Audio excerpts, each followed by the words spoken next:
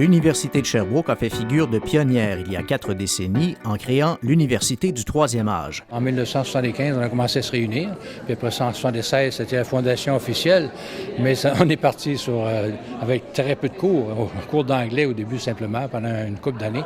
Malgré des débuts modestes, elle est aujourd'hui l'une des plus importantes organisations du genre dans le monde. C'est d'avoir 13 000 étudiants actifs situés dans 10 régions au Québec, d'abord.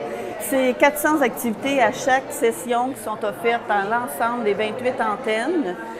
C'est 600 bénévoles qui nous aident dans l'organisation. C'est à peu près une douzaine de personnes contractuelles qui travaillent dans l'équipe de l'UTA pour soutenir ce programme-là. Je vois que les antennes sont partout. Il y a une ramification dans la province qui est assez extraordinaire. Je dois dire, parce que je le constate, c'est le bénévolat qui a fait une différence. Parce que c'est une toute petite équipe, hein?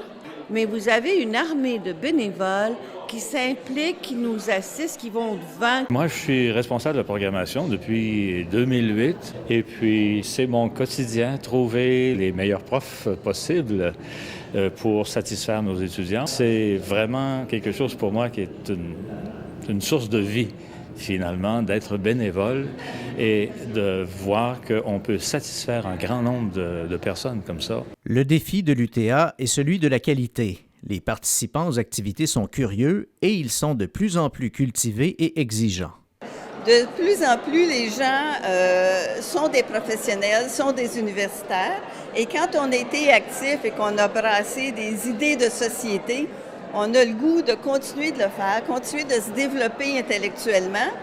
Les gens sont passionnés. Les gens aiment venir aux cours.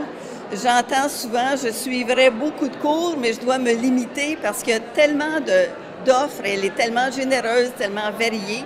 L'offre de formation est déjà très grande. On travaille beaucoup sur la qualité, je vous dirais, des activités pédagogiques parce qu'on a une clientèle qui est de plus en plus scolarisée, de plus en plus exigeante, qui magasine aussi de plus en plus d'autres joueurs au niveau de la formation continue chez les personnes aînées. Donc, c'est de continuer d'être à l'avant-garde, d'être à l'affût des besoins et de se démarquer toujours dans les différentes régions où on est présent. L'Université du troisième âge prévoit changer de nom au cours de la prochaine année. Pour l'anthropologue Serge Bouchard, conférencier invité à la fête du 40e anniversaire, cette idée confirme que la soif de connaissance n'a pas d'âge. Mais les personnes âgées n'ont rien de particulier. Ça s'appelle des êtres humains qui ont du kilométrage dans le corps, mais une curiosité intacte, une volonté de savoir. C'est la plus belle chose qu'on ne peut pas observer chez l'humain. Tant que l'humain s'émerveille, tant que l'humain apprend, ce qui n'est pas fini, c'est l'émerveillement, la curiosité puis le savoir. Et il y a de l'avenir, pas à peu près, pour cette organisation. Ce que ça fait, l'UTA, il faudrait bien que les gouvernements s'en rendent compte, c'est que ça joue un rôle social. Des personnes âgées qui vont à l'université, je trouve que c'est un exemple merveilleux pour nos jeunes.